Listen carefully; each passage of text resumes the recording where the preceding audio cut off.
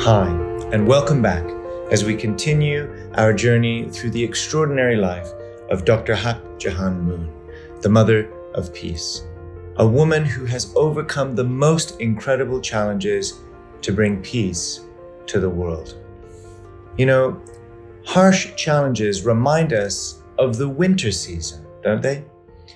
When icy blizzards twirl around you and you can't seem to see ahead more than a few feet, the wise person knows that it is just a matter of time before the weather clears and the first blossoms of spring appear, bringing the promise of sunshine and warmth. The title of this message is Daffodils Are the Harbingers of Spring. Father and Mother Moon's substantial work in North America began in 1971, and in order to set up a central training center where all members from around the world could visit, our early members purchased a beautiful property surrounded by beautiful trees and expansive lawns alongside the Hudson River in upstate New York. The name of the property is Belvedere, which means beautiful view in Italian, Belvedere. From 1972, young American members and guests from all over the world gathered there regularly to study the divine principle and hear Father Moon's sermons. Perhaps you didn't know, but it was during this time that our young and beautiful true mother planted daffodils in the gardens surrounding Belvedere. Why daffodils? Mother explains right here. In the early years, I planted yellow daffodils at Belvedere and our nearby East Garden residence and conference center. Why daffodils? Daffodils are the harbingers of spring. As the first flowers to pierce through the frozen ground after withstanding the cold of winter, they herald the coming of warmth and new life. I am always amazed at this providence displayed by Mother Nature and by the strength of the sprouts that appear where snow still remains. Roses and lilies that bloom in the spring or midsummer are beautiful, but I most appreciate the little daffodil, whose humble, unassuming bloom breaks the spell of the cold winter. Roses and lilies are beautiful, but our mother has a soft spot for daffodils. Although they are humble and unassuming, they could be considered the most courageous flower because they are the first to pierce through the impenetrable winter season. Can you imagine? Just imagine for a moment a single daffodil breaking through the snow. It stands there, alone, completely different from everything else around it. If we measure its value in comparison to its surroundings, it seems out of place, unnecessary even, unsustainable. Perhaps it looks like it is just minutes from extinction. And yet, we come to find that it is not out of place, even though it is alone. It is not about to die. On the contrary, it is a signal to the snow, the ice, and the dark gray clouds that it is their days that are coming to an end. Even though it is the daffodil that faces the challenges of winter, it's the snow and the ice which will soon be washed away, not the flower.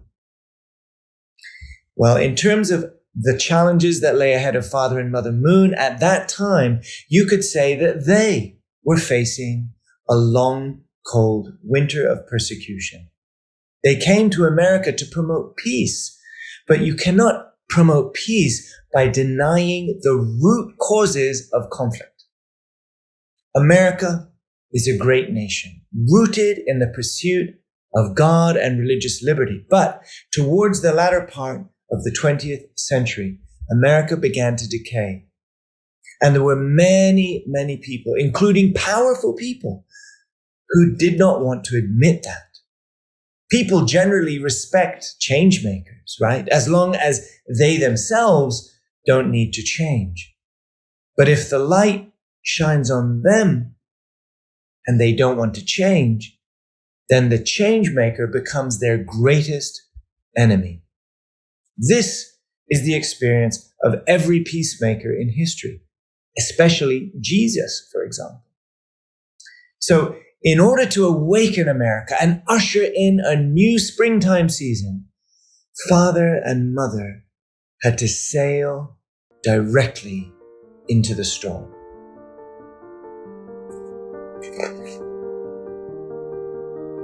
Traditional Christianity lacked spiritual resources to prevent the rise of sexual immorality and materialism. We invested all our strength to resurrect the founding spirit of America and awaken Americans to their God-given responsibilities. God's dream is for all people in the world to live with gratitude in the peaceful, happy realm of God's love. To achieve this, we knew we had to stir up a revolutionary culture of heart.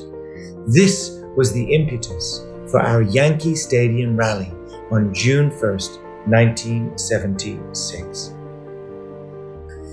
1976 marked the 200-year anniversary of the founding of the United States. So they declared a momentous rally at Yankee Stadium themed God Bless America. Externally, it may appear like any other event, but seen with spiritual eyes, it represented the first single daffodil of a totally new era for America and the world. Throughout April and May of 1976, our worldwide membership prayed for success at Yankee Stadium. Volunteers came to New York from across the United States, as well as from Japan and Europe. They reached out tirelessly and enthusiastically. We tried in those 2 months to awaken a sleeping giant, to revive the democratic world by countering the influence of communism and the culture of drugs and free sex that was destroying the moral fiber of America's young people. They knew that America was at a crossroads, and this event would signal whether or not they could change America's direction for the better. But it wasn't just our well-meaning members that gathered to support the cause. Opposition groups also rose up and worked hard to defeat us. The cold winds of winter surrounded us from every angle. Just as in Korea, where from the right and left, Christians and communists united to accuse and attack, outside Yankee Stadium, the demonstrators were yelling, screaming, and heaping all kinds of ridicule upon us. The police couldn't handle it, so we sent many of our core members out of their seats inside to cordon off the crowds of opponents and allow the more than 50,000 people to enter peacefully. As history records, however, the real drama of Yankee Stadium was not in the protests. The real drama was in the weather. Everything was set. Thousands of people, the staging, the banners, the decorations, the band and the choir, all ready to go. And then the sky began to darken. Suddenly, a violent rainstorm swept in. Fierce winds threw everything up into the air, and rain started thundering down. The God Bless America banners were torn off the outfield walls, and the posters were all destroyed. Mother describes the whole thing as a terrible mess. And still, outside the stadium, opponents continued to yell and scream at the members inside. As if the torrential rain were not enough, they wanted to shower the beloved members with shame and cold ridicule as well. One would have wondered Was God truly with us? Was this all part of God's plan? Then, one of our young American leaders jumped onto the top of the home team dugout, raised his arms like a conductor in front of an orchestra, and started singing at the top of his lungs, "You are my sunshine, my only sunshine. You make me happy when skies are gray."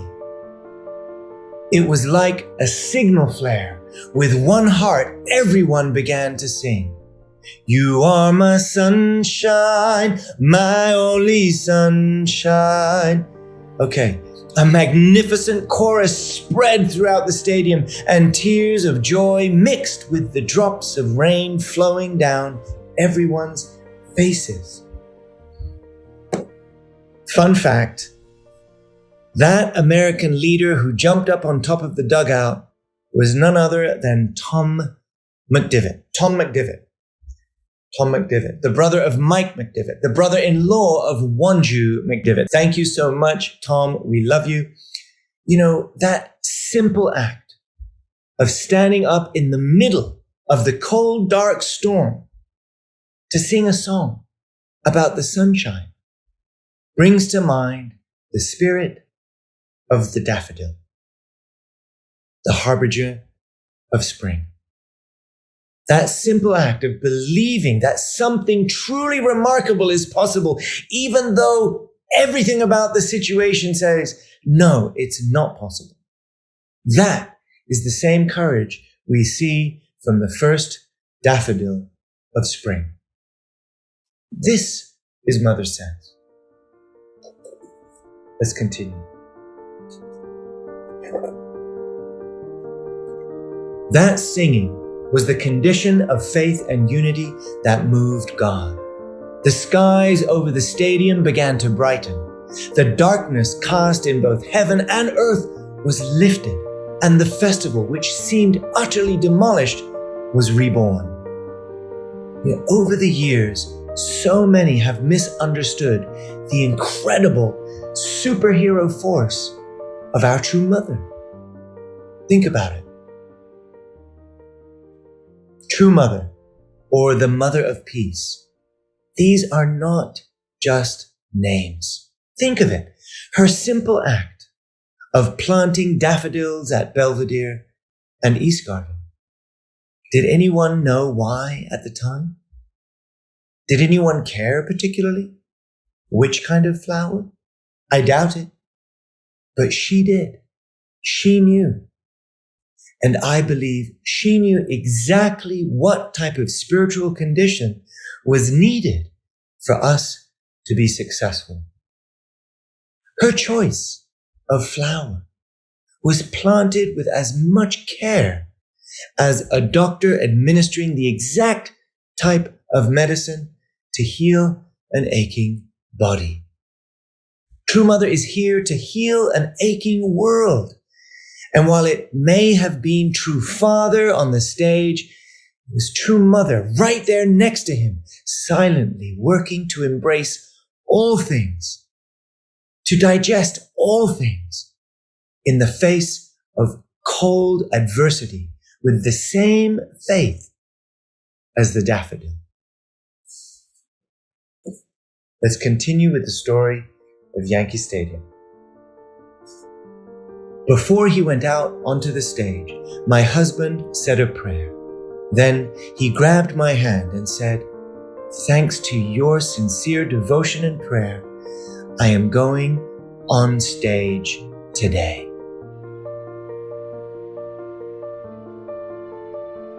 My husband's smile of gratitude was warmer than the sun that was shining through the clouds. I truly felt that we and our entire global family had pierced the darkness. As the Reverend Moon crosses to the stage in the center of Yankee Stadium, still photographers, motion picture cameras, television and radio are all waiting to listen to this man.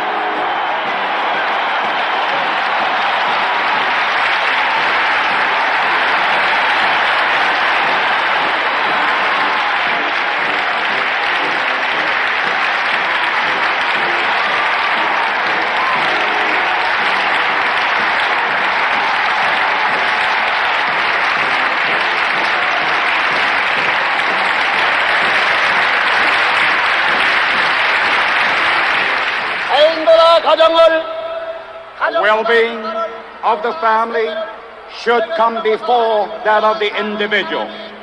The nation should come before the family, the world before the nation, and God before the world. This is the philosophy of the selfless way of life. The righteous men and women and saints in history were those people who selflessly sacrificed themselves for God and mankind. Jesus Christ was indeed the supreme example of such a righteous man. From the borderline of death, we had resurrected into a bright future for heaven and earth. I brushed the cold raindrops from my face and gave him a hug of encouragement. As my husband took the stage, the audience greeted him with a loud applause. "Who are the true Americans?" he asked. "True Americans are those who have a universal mind. True Americans are those who believe in the one family of humankind, transcendent of color and nationality as willed by God. True Americans are those who are proud of such international families, churches, and nations consisting of all peoples." With faith and courage, the rally was a great success. It was 30 years later, in June of 2006, on our sprawling complex on the Cheongpyeong Lake in the Republic of Korea, that our movement opened its global capital, the Cheonjong Palace. In its gardens, I did not plant roses or lilies. I planted daffodils. And early each spring, as I see the yellow flowers peeking out from under the melting winter snow, I'm gently reminded of the Yankee Stadium event. True Mother's sense is incredible to me. When we see a picture of True Mother looking at flowers, smelling beautiful flowers, we may think, "Oh, what a beautiful picture of True Mother with flowers." But in True Mother's mind, everything has meaning. And even 30 years after the Yankee Stadium event, True Mother's choice of flower is purposeful, connected to history and connected to providence. This is how deep and purposeful True Mother is about everything. We might be rushing and running around looking for big results and big meanings in things. But True Mother shows us how the answer can be found in a single flower.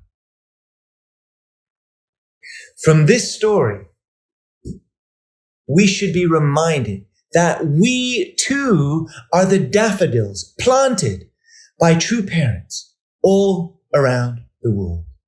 You are the beloved flower from heaven that signals a new beginning, a new era.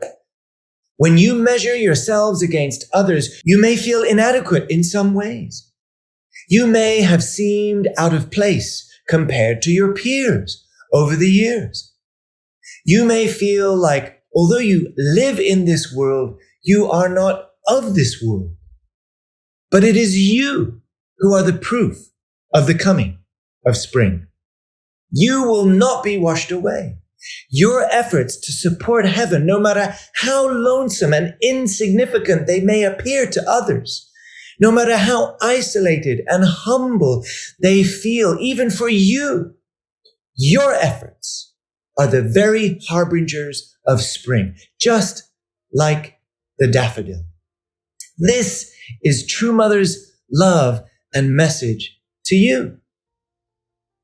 Even in the face of adversity, actually, especially in the face of adversity, stand up and sing, just like Tom.